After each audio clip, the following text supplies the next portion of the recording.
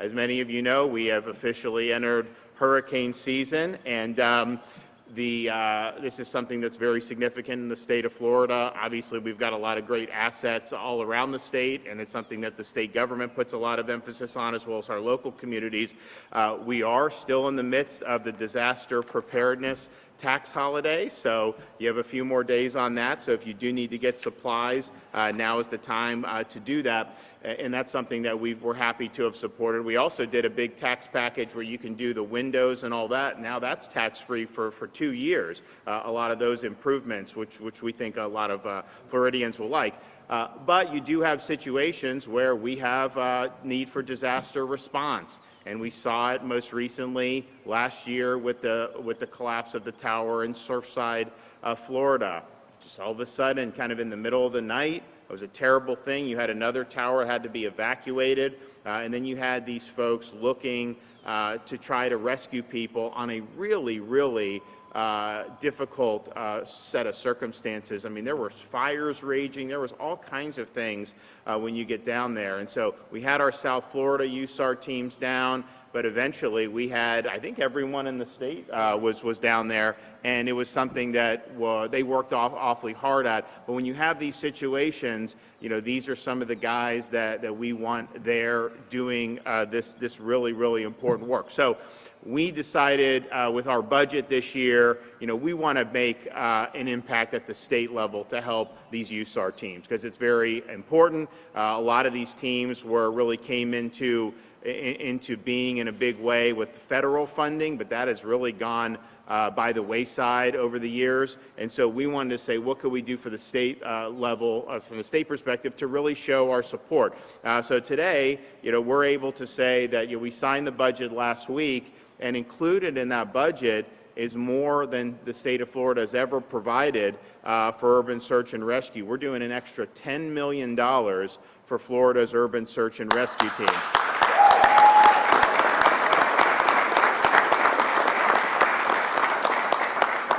Part of this was you have equipment that needs to be updated, you have maintenance costs, you have different things about servicing vehicles, and then you have training and the things that go into that.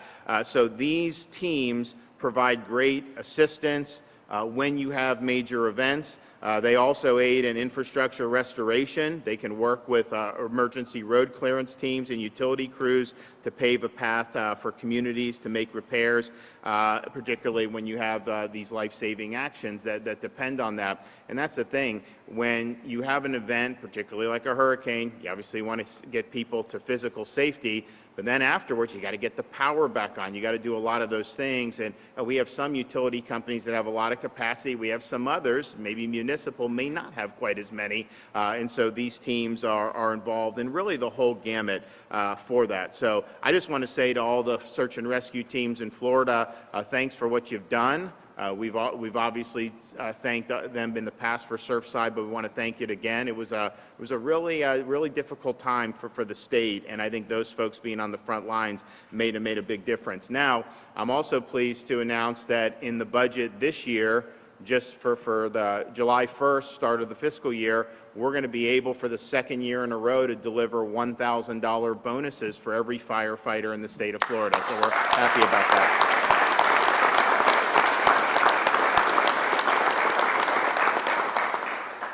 So this is a big investment, but I think it's an investment that is absolutely worth it, and I think it's well deserved with the folks who have done so much to protect our communities. And so we are, as I mentioned, in hurricane season.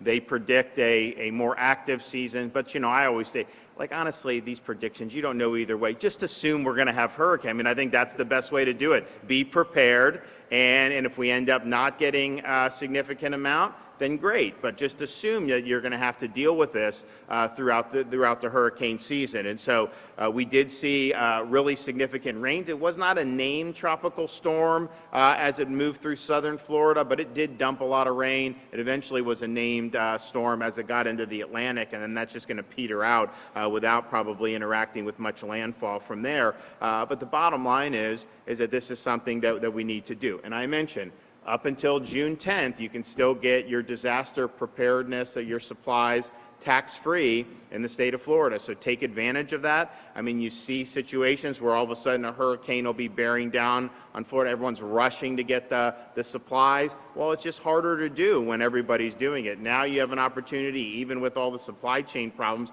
you can get a lot of the things you need now. Have it there, and if you need it, great, and if you don't, then no harm done. So that's going till June 10th, and I think that that's going to be something. Not only do we have things like we've had in the past, like generators and portable radios and food storage, this year we have added pet supplies into the disaster preparedness, because when you think about it, when you have these things come, a lot of people have to scurry not only protect their family, but to protect their pets. And so you're going to be able to do that to make sure that your pets are safe. So we're excited about the opportunities that we're going to have with these guys here.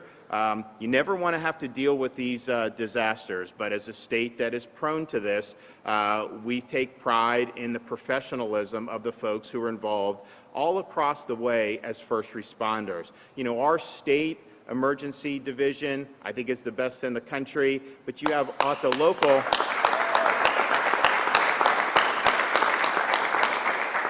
But you have at the local level, a lot of these folks at the county level, cities, you have phenomenal people, and really the disaster response is really a bottom-up thing. So they're leading on the ground. We're providing support and management at the state level, and then sometimes we do have to rely on the federal government to help as well.